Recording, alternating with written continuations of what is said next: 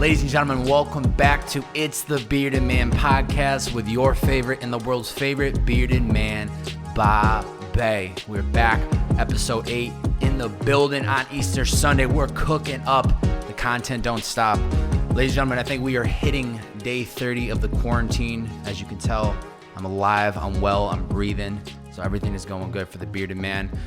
We're in this together. You know what I'm saying? We are in this together. We're going to keep rocking and rolling. I don't know how much longer this is going to last, but as it does, I'm going to keep cooking up, and there's just no stopping now. So I hope you guys and gals are doing well. Big props to my man Dylan Reese, who's about 6 feet away from me in his room right here to the left.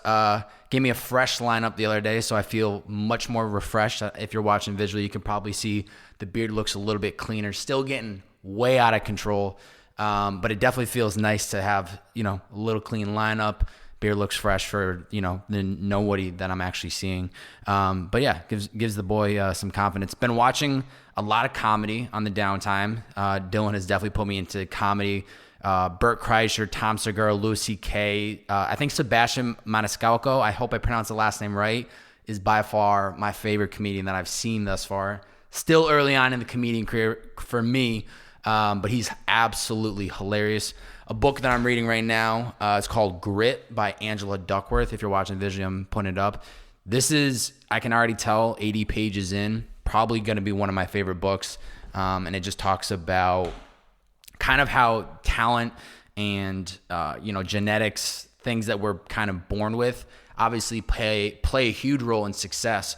But I think grit is something that can be taught and learned, but I think that's ultimately the success factor for a lot of people. I think Will Smith says it great where there's this quote about him talking about, going against somebody on a treadmill, and he's either going to, keep running until he dies on the treadmill.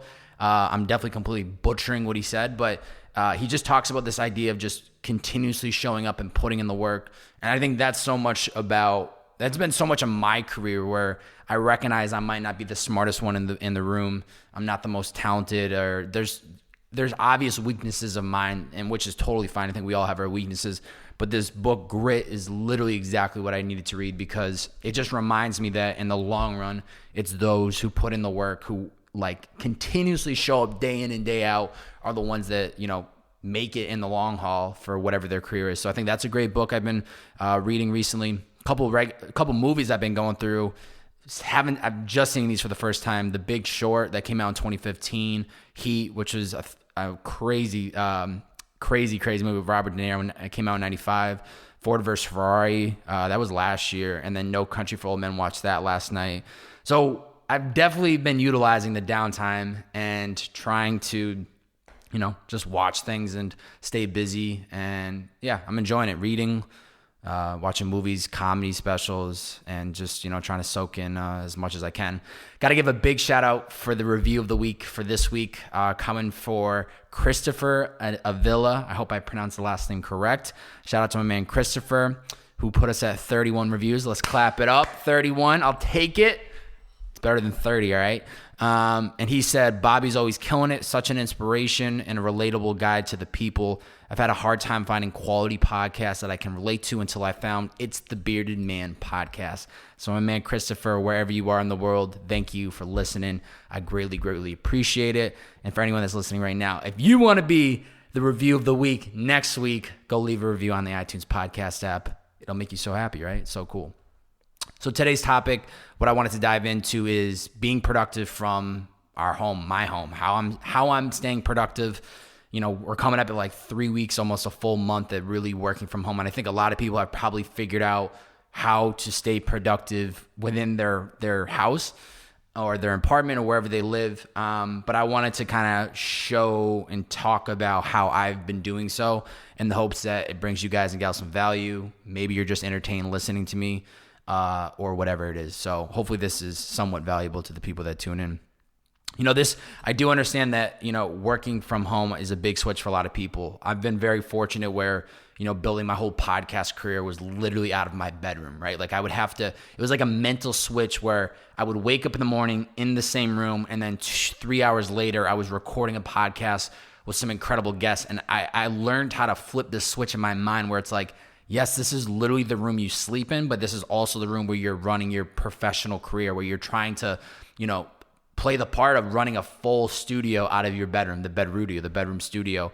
I live with, my roommate Dylan. He's been working from home for a long time. My other roommate Steve runs his business out of our garage.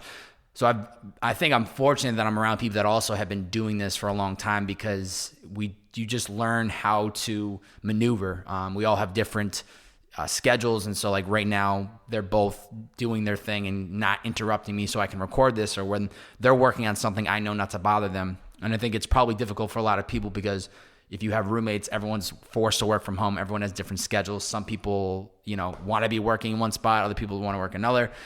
There's probably a lot of difficulties, but it's easy to get distracted. It's easy to become lazy, but it can be done. Like I said, I think it's just it's a flip of a switch, and I think the ultimate thing is building structure in your day. For me personally, I know everyone's different. I'm not saying that you have to follow what I'm about to talk about to be productive and to get things done, but I'm definitely somebody who likes structure, and I do certain things that help prepare me mentally to actually all right, it's time to work. We'll kind of dive into that today. But yeah, we have no idea how much longer we're going to be in this quarantine. So hopefully it's a lot shorter than what they estimate, but if not, we're just going to keep enjoying it and trying to make the best of the situation and be grateful that we're happy, or we're healthy. I don't want to say happy, because I know this is a tough time for a lot of people with job situations. I know a lot of people in my network that are creatives that freelance a lot of work. This is probably a huge downtime for them, especially people in the music industry. I mean, everyone that I really know, I think, is in a difficult situation, but it's all about perspective, as my man Gary Vee would always say. And, if you're healthy and you have a house over your house, or, a roof over your head, and you have food, that's great. But yeah, so we'll get into that today. So how do I stay productive from my home? I know you guys and gals are just so anxious to know. And so here we go. Buckle up. Let's get into it. Number one is, like I said, creating structure for my day. That's huge for me. That first week working from home, I definitely blew off the structure, because I was like, oh, it's like a staycation for a week. This is only going to be like a week thing, and I'll be back to my normal schedule a week later. Quickly realized that wasn't the case, and so I had to adjust and actually build some structure. So literally, I've just tried to treat the day the same, where I'm waking up at the same time, 6 a.m. I know pretty much my body knows that I eat literally the same time of day for at least the weekday when I'm working. It sounds crazy, I know, but it's almost like training your body to understand when it's time to eat, when it's time to work, and you just building out structure. Where you're supposed to be, when you're supposed to be, and what you're supposed to be doing. I think that has ultimately, building structure in my day, I think has saved me a lot of time and energy, because I'm not asking myself the questions of when should I cook or when should I eat, what time should I work out, when should I go grocery shopping. I don't have these thoughts or these questions in my head, because I know exactly when I'm supposed to do it. I grocery shop every Saturday. I work out every morning before I start my day. So I built these structures into my life, because it allows me to know that when I sit down to work at this desk, it's time to work. Or, when I was operating a podcast out of my bedroom, I knew that when I set up the lights and I put up the blinders on the windows to block out the light, and I get everything prepped, I know it's game time. I know it's time to start, cooking. It's time to start podcasting. And I think the structures have ultimately helped me become the flip of the switch of, it's time to work out, it's time to read, it's time to meditate, it's time to journal. I know I can tell you where I'll be, and or what I'll be doing at what time of day, because I've built this structure, and it's ultimately been super, super helpful, because I know what I'm supposed to be doing and when, and it eliminates a lot of time and energy thinking about these questions every day that we could spend using elsewhere. Next thing that helps me stay productive from my home is my morning rituals. That hasn't changed since working remote. It's the same thing. The first thing I do when I wake up every morning at 6 a.m., that's a given. Next thing I do right after I wake up, meditate for 10 minutes. I use an app called Waking Up with Sam Harris. Extremely, extremely helpful. I suggest anyone check it out. I believe they offer a 30-day free course. After that, I journal for a full page of notes, just my thoughts, whatever is brewing in my mind, whether it's good, bad. whether I'm feeling motivated, whether I have a lot of things on my mind. It just helps me like get these thoughts out onto page, and nobody reads it except myself. I don't even reread it. I just put these thoughts on a piece of paper, close the book, and I continue on with my day. But I think it's helpful when I have things that are bothering me and I don't really want to talk to anybody about it, because it's just like, it doesn't need to be talked about. And it's like this journal has become this place where I just put my thoughts on a pen to paper. And if somebody got access to it, they'd probably be like, yo, this guy is cooked with the amount of things he thinks about, but it's all good. Next thing after journaling, that's when I work out. Because I've been working from home, I found YouTube tutorials. I have no weights, which has been extremely, extremely difficult. But 2 YouTube tutorials I've been following is a page called Official Thenics. Really helpful. A lot of workouts, especially if you don't have any weights. So I found them to be extremely beneficial. And then another guy named Simon Panda. This guy is absolutely ripped. Unbelievably. Like, I can't even imagine. This guy's just ripped. It's literally, I don't even know what it would take to become somebody of that size and that ripped up. But he has some great YouTube videos, which has been helpful. So I work out for 45 minutes to an hour. After that, shower, get prepped for the day. And then I sit down and read for 30 minutes. Right now, like I said, I've been reading Grit, The Power of Passion and Perseverance by Angela Duckworth. So I've been reading for 30 minutes. That kind of gets me. I read a lot of self-help books. I love reading people's stories and understanding how they got to where they are today. And I think there's a lot that I take little gems and incorporate into my life. Also serves as a good constant reminder of staying patient and putting in the work, and just understanding like people go through a lot of different journeys and getting them to where they are today. So then I read for 30 minutes. After that, I eat breakfast, and then that puts me right around 8:30, 8:45, and I start working at 9 a.m. So I think the morning ritual has been extremely, extremely beneficial. Always has been, but even working from home, it's even more crucial, because it's priming me for the day. It's jump starting my day. I live by this like philosophy of, if you win the morning, you win the day. And that's not about like how early do you get up in the morning. It literally has nothing to do with that. It's more about, what do you spend the first 1 to 2 hours of your day doing? That's what the whole like, you win the morning, you win the day. People see me probably posting on Instagram if you follow me there. I don't do that because I expect people to get up at 5 a.m. or 6 a.m. I do that because I'm showing people like what are the first things that I do in the morning. And I found that to be extremely beneficial. Just priming ourselves for the day through that morning ritual. So the next step of how do I stay productive from my home? So we have the creating structure for the day. We have morning rituals. Then the third aspect would be a healthy diet. That is so crucial. I think it is extremely important that you pay attention to the actual food you're putting into your body. High proteins, like healthy for you.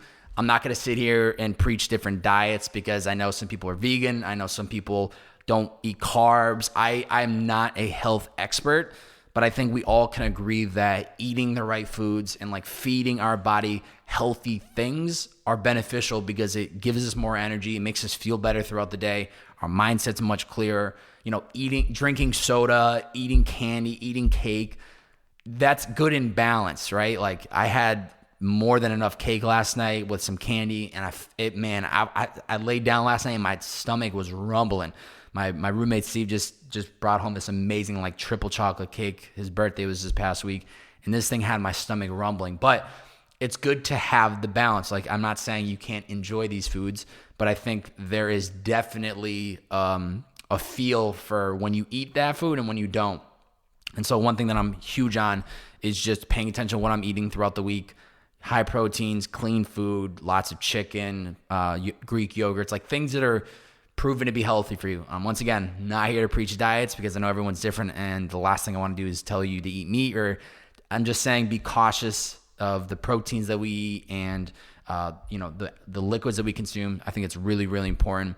And going off of that, I think meal prepping is huge. Kind of what I was talking about earlier, of having structure in my day, knowing when I'm going to eat. I also know what I'm going to eat, because I meal prep for like 3 or 4 days in advance. And then that way all the food is made. And it can seem tedious to be eating the same meals every single day, but I don't know where this stemmed from, but somebody once said, are you living to eat, or do you eat to live? And I think you want to eat to live. You don't want to live to eat. Live to eat is like just consuming anything and everything. Eat to live is like giving yourself the right foods because you want to keep living. So meal prepping has been huge. It saves me so much time and energy. You know, when I have a lunch break for an hour from work while working from home, I literally just go to my fridge. My food's already there. Put it in the microwave. Heat it up. I eat it. It's like literally 15 minutes from start to finish of like putting the food together and then eating it. And then I have 45 minutes extra to myself instead of like bringing out the pots and pans, cooking up the food, spending 20 minutes like making the rice and this, that, and the third. And then all of a sudden whole hours go by. So that's been really, really helpful. It saves me a lot of time and energy. So yeah, meal prep is huge on top of the food that we're actually eating. Next thing, big one. Talked about this on episode 7 on the last podcast, but limiting alcohol consumption is huge. Okay. I definitely went off the rails within that first week, and not in the sense of like I was like tossing bottles back and like cracking brews left and right, but I definitely was just casually having a couple beers every night. And that's not really the ultimate. It's not going to like really derail me. But once again, that is something that I can feel the difference when I wake up in the morning. And I've learned to look at alcohol consumption as like a treat, right? It's like a reward after a long week. I've talked about it on this podcast before a couple episodes ago about like how I've gone through a weird journey with booze, like heavy in college, then like went on this like 2 or 3 years of really like downgrading a lot. I would go weeks. There was like a couple of times I think I would go like 3 or 4 weeks without even touching any booze because I was just so head down and every single day like trying to grind, trying to hustle.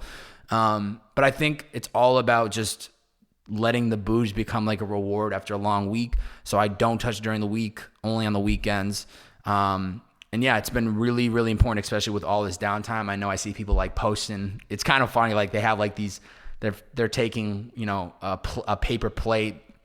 They're drawing the plate into like multiple pieces of a pie. They put an arrow in the middle and they spin it. It's like, how should I spend my time? Read a book, watch a movie, crack a beer, this, that, and the third.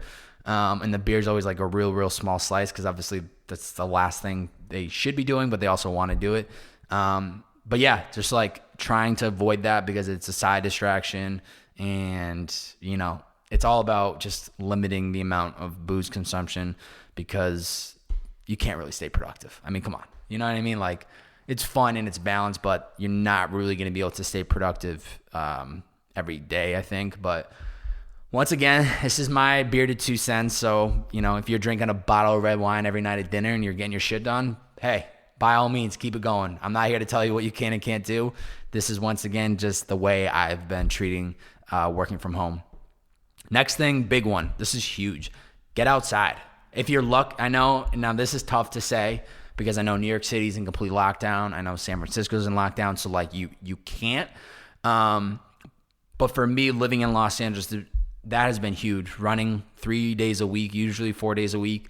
At the end of the day, working out in the morning and then going for it at the end of the day has been so important to just like clear my mind. Running, smelling the fresh air, hearing the birds chirp, seeing like people like walking by, keeping my 6 feet apart. Most of the time I'm having to run out onto the road because people are very cautious about their 6 feet. But that's been really beneficial, or even just going for a walk, you know, cranking up music and just kind of letting my mind just clear. Or even just reading outside has been awesome too. During lunchtime, I'll sit outside for 30 minutes. I'll even sometimes work out there for an hour or two in the afternoon just to break up working at this desk and also working outside. But if you are somebody that is stuck inside and can't go outside, which, you know, like I said, San Francisco, New York City, and I'm sure there are other places in the world right now that you can't leave your house. Literally crack open a window. Literally, I swear that's a game changer. When I'm sitting here at this desk working throughout the week, I always have at least one. There's 2 windows right here to my right and a big one behind me. I always have at least one of them cracked because just feeling the breeze and like hearing, you know, another beneficial thing if you're following me on Instagram, sitting where I'm sitting, even though, you know, I'm at a desk, I'm looking outside. I have people that are walking by me all day long. I got a lot of great dogs walking by, the good boys in the neighborhood, giving them shout outs on Instagram if you've been following me.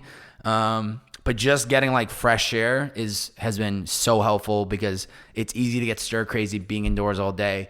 But I think there's something about like fresh air that helps us stay energized and focused, and just, not being able to go outside as, shouldn't be going outside. Just having a window crack has been beneficial. And I think some of this probably sounds so obvious, but sometimes we just need either a reminder or, once again, I'm just laying out the way I've been staying productive, and hopefully it's somewhat valuable to anybody that actually listens to this.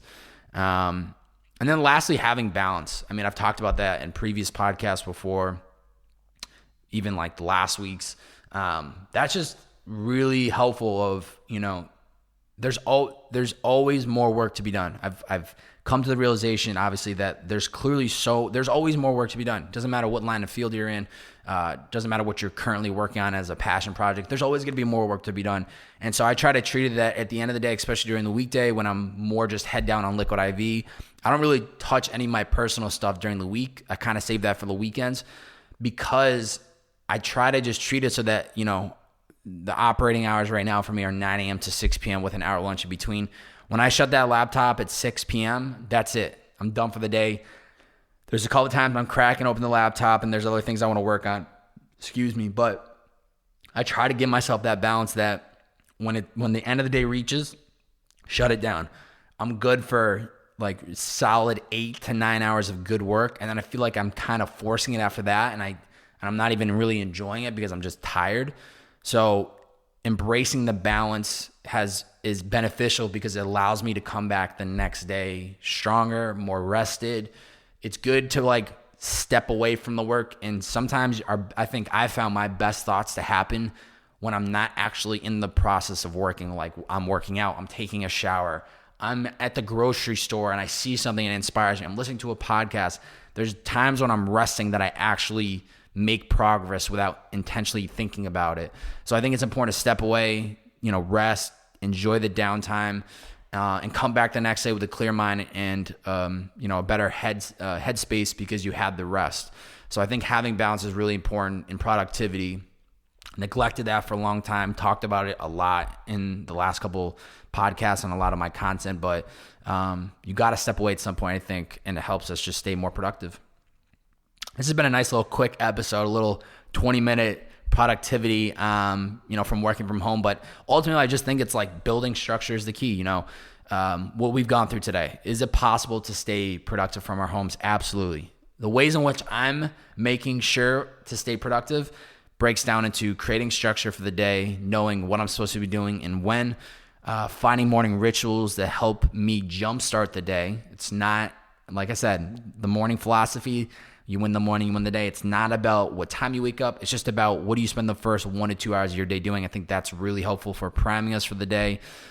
Next would be paying attention to our diet and making sure it's healthy foods that give us energy.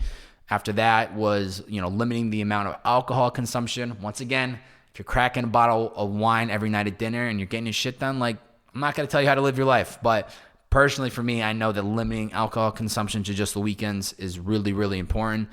After that, getting outside and feeling the fresh air. If you can't do that, crack open a window. I'm not saying sit by the window and inhale it and exhale it, but just that breeze can sometimes clear your mind.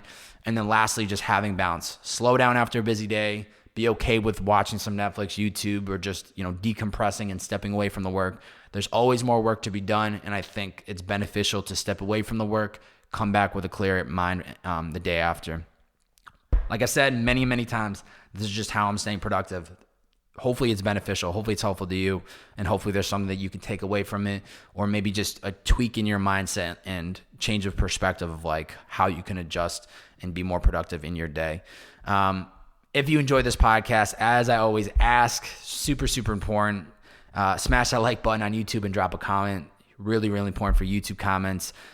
Just getting, more interaction. If you're listening on an audio podcast platform, whether it's Spotify, iTunes, Stitcher, SoundCloud, screenshot the podcast, throw it up on your Instagram story, and tag me at Bob-A, B-O, 3 B's, 4 A's, and a Y. Really helpful. And let your followers know what you enjoyed about the podcast. I would love to hear what you learned or just why you enjoy listening to it. Lastly, if you really, really, really enjoyed it, head to the iTunes podcast app, leave a 1-sentence review or a 1-word review about what you honestly think about this podcast. As I said, we're at 31 right now. I'll take it. But of course, we got to keep trying to grow that naturally and organically. And so the more reviews, the more exposure this gets. And then hopefully you will get to be the review of the week. How sick would that be? That'd be pretty sick, I would say. But yeah, I mean, I hope you guys and gals are enjoying It's the Bearded Man podcast. This is a lot different. If you've followed me since Purpose in the Youth, this is clearly such a different platform and such a different podcast, right? It used to be interviewing people. Now this is much more just coming from me. So it is definitely an adjustment, but I'm enjoying having this medium to just talk about things I want to talk about and truthfully just trying to be a voice in the world and helping people because, I think I've learned a lot in the last couple of years, and sometimes I take it for granted that maybe other people, not take it for granted, but I recognize that other people haven't learned this before, haven't had the medium to learn it. So I'm hoping that this podcast becomes the place where I can continuously push out this energy and the lessons and the stories that I've learned. But especially right now with like this whole quarantine and coronavirus, I feel it is my duty to create content around this. Because why am I going to sit here and talk about like, this is how you chase your dreams? Nobody's doing that right now. Everybody's stuck home. So hopefully I can be a medium or an outlet for people to go to learn, to make progress, and to embrace kind of the situation we're in. If there's a specific topic you would like me to talk about, hit me up at Babe on Instagram, YouTube, all the platforms, BO, 3 Bs, 4 As, and a Y. And that's it. Happy Easter if that's what you celebrate. I hope you enjoyed it with your family and friends. I hope you guys and gals are healthy, safe, and well. Keep pushing, and we'll see you soon enough. That's episode 8 of It's the Bearded Man podcast with your favorite and the world's favorite bearded man, Babe. We'll see you guys and gals soon enough. See ya!